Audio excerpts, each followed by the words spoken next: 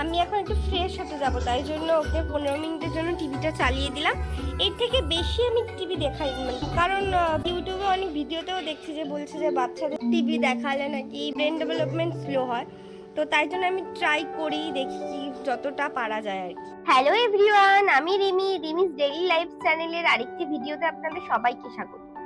আমি ভালো আছি, আশা করছি আপনারা সবাই ভালো আছেন। ওই দুপুর 11টা মতো বাজে, এখন দুপুরে রান্নাটা শুরু করলাম। আজ মেনুতে আছে সাদা ভাত আর চিংড়ি মাছের মালাইকারি। চলুন আমি আপনাদের দেখাই আমি কিভাবে চিংড়ি মাছের মালাইকারিটা বানাই। প্রথমেই বলে দিই চিংড়ি মাছের মালাইকারি বানানোর জন্য আমাদের কি কি লাগছে। 100 গ্রাম চিংড়ি মাছ, সেটা আমি ধুয়ে পরিষ্কার করে রেখেছি। নিয়েছি একটা মিডিয়াম সাইজের পেঁয়াজ, ধুয়ে কেটে রেখেছি। হাফ টিস্পুন জিরে, আর ওই 5টা কি 6টা কাজু, হাফ ইঞ্চি দারচিনি, 2টো এলাইচি, আর ওই 5টা কি 6টা কাঁচা লঙ্কা নিয়ে নিয়েছি।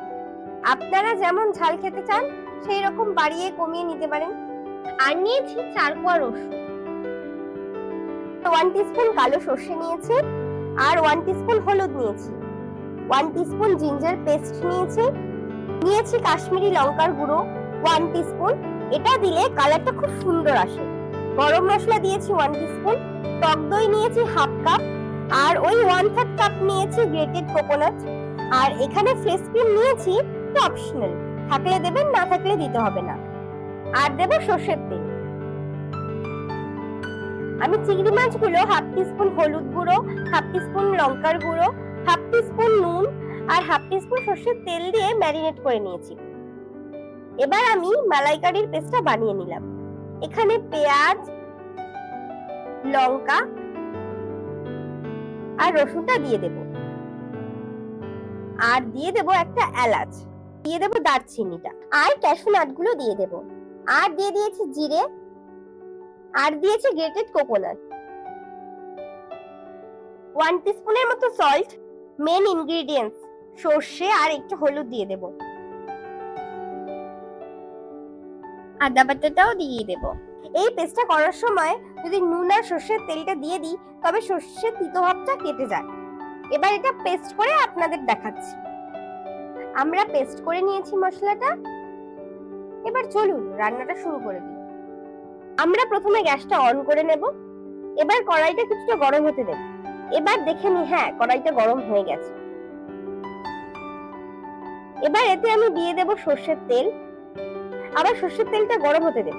তেলটা গরম হয়ে গেলে এতে আমি 1 টুকরো দারচিনি, 2-3টে মতো এলাচ দিয়ে দেব, দিয়ে দেব হাফ টিস্পুন মতো সাজিরে। ফোড়নটা গরম হয়ে গেছে, এবার আমি মশলার পেস্টটা দিয়ে দেব।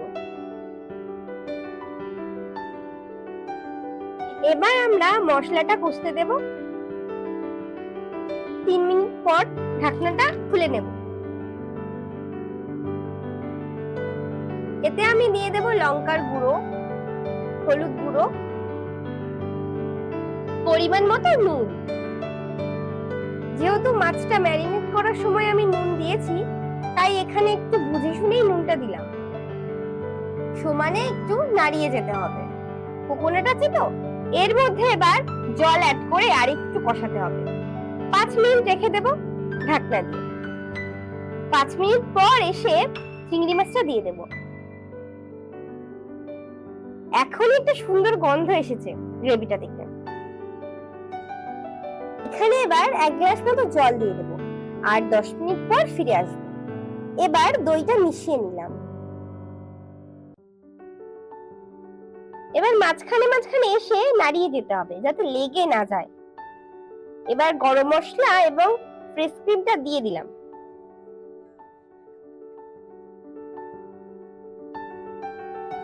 এবার ভালো করে মিশিয়ে ফ্লেমটা মিডিয়ামে রেখে 5 মিনিট পর ফিরে আসব।